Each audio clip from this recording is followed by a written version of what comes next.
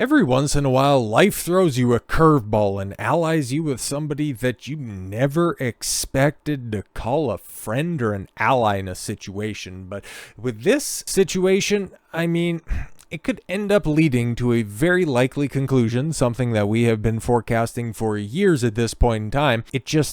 It comes about in a very strange way. So let's just go ahead and dig into this. A lawsuit that could actually be the end of Kotaku. This is not exactly hyperbolic because this isn't somebody who just ended up, on the wrong side of Kotaku's very notable yellow journalism.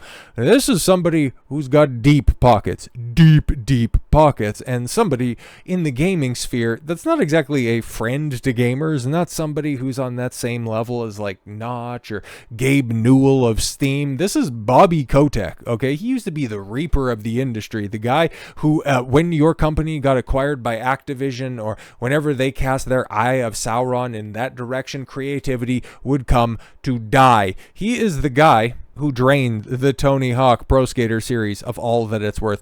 Guitar Hero went down the exact same track. And hell, now we're even still feeling it to this very day with the ripple effects of Call of Duty and now the amalgamation with Blizzard and just the absolute lack of ingenuity over there. Like, Bobby Kotick, not a great guy. Not exactly a big fan in gaming circles, but if he takes down Kotaku, like, that perception could change in a hurry. So the former Activision Blizzard CEO, Bobby Kotick, files a defamation lawsuit against the media outlets over discrimination comments. Okay, what are we doing here? Okay, Bobby Kotick, the former CEO of Activision Blizzard, has filed a defamation lawsuit against GO Media. Okay, so the parent company of Kotaku and several other former outlets. Okay, yes, targeting subsidiaries, yes, Kotaku and Gizmodo, and no, the irony of this suit going after the same outlet that employed a journalist. Oh, right, yeah, this is from Smash JT, and yeah, he's talking about his own lawsuit against Alyssa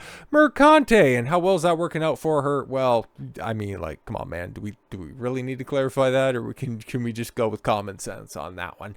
Yeah, assuming, yeah, for similar allegations not lost on me. This suit, however, was filed in the Superior Court of Delaware, and specifically alleges that both outlets deliberately misrepresented Kotick by referencing withdrawn allegations of discrimination and workplace harassment, their coverage of his rumored interest in acquiring TikTok. Huh, weird. Okay, I didn't hear about that. Can you believe that? Kotaku pushing misinformation after it was already confirmed to be fake news. No, I mean, I'm totally shocked by that. Kotick contends that these articles were penned with malicious purpose of causing further harm to his reputation, despite these very allegations that had already been dismissed. And yeah, Deadspin, another former GO brand that just got sold off, what was that, at the tail end of 2024? Between the shuffling that was going on at Kotaku when they purged just about everybody and Alyssa Mercante left of her own recognizance, I'm sure. And yeah, they also got rid of, what was it, like The Root and like a cooking centric website, and yeah, Deadspin ended up getting shit canned to the situation. Yeah, reminds me of Deadspin. They lost their bid to toss a defamation lawsuit over an article accusing a young Chiefs fan of racism. God, I hated that. I'm so glad that ended up in a positive situation. Yeah, that lawsuit that ultimately ended their outlet entirely. Oh, and fun fact, guess who owned Deadspin? Yeah, exactly, GO Media. So them going through the situation, but this time around, like, this isn't just some random family trying to make good on a very slanderous situation. This is Bobby motherfucking Kotick, okay? Like, this guy has connections in the industry, and if he's going to specifically be going after your tech-based and gaming-based outlets, GO Media, we know that they have been shopping both of those outlets for a while. This is pretty much the end of it, okay?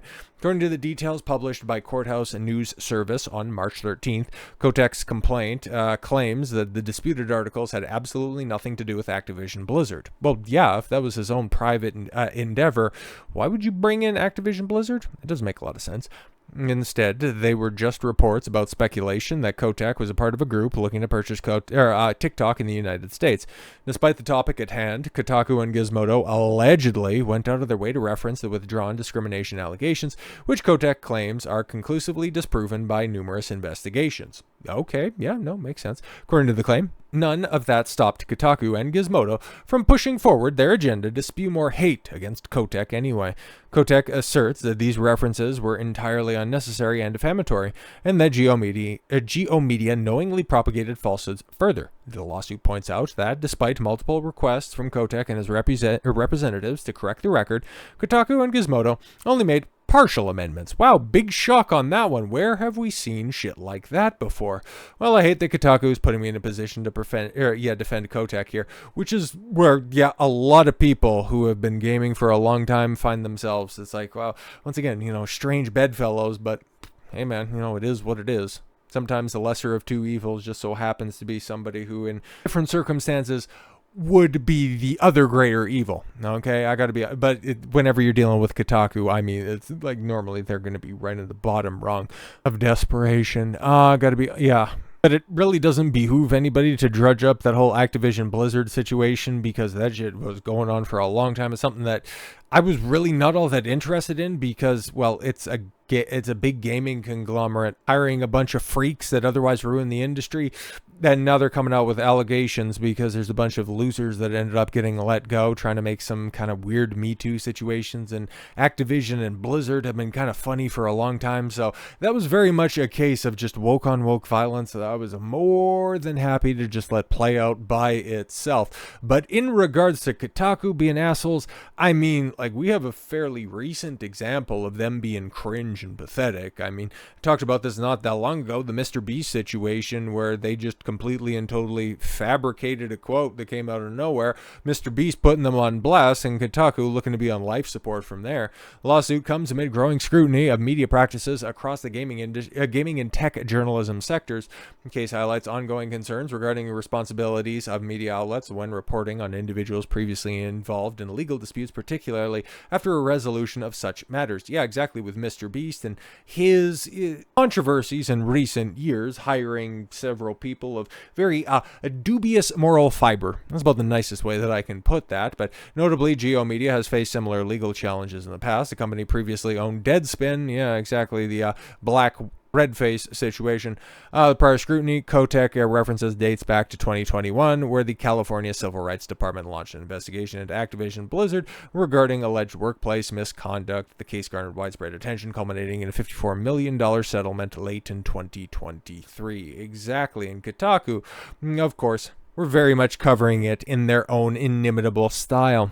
Kotick's lawsuit arrives at a precarious time for Geo Media. The media company has undergone rounds of layoffs and leadership changes in recent months, with Kotaku itself seeing a significant reduction in staff. The combination of operational challenges, legal battles, could pose serious risks, to the company's long-term stability. Well, very much so. If successful, the lawsuit could set a precedent for how media organizations handle previously resolved legal matters, especially when referencing them in unrelated coverage. Exactly, because it doesn't behoove talking about the sale of TikTok, which is a very contentious issue to begin with, and somebody like Bobby Kotick, who has he has already got an elevated position in and of itself, and you want to go like former Activision CEO or Activision Blizzard CEO looking to acquire TikTok, like that's already going to get eyeballs on it. Like the first time that I seen that, when we were doing a little bit of research for this video right here, it's like, wow, that's kind of a salacious story on its own.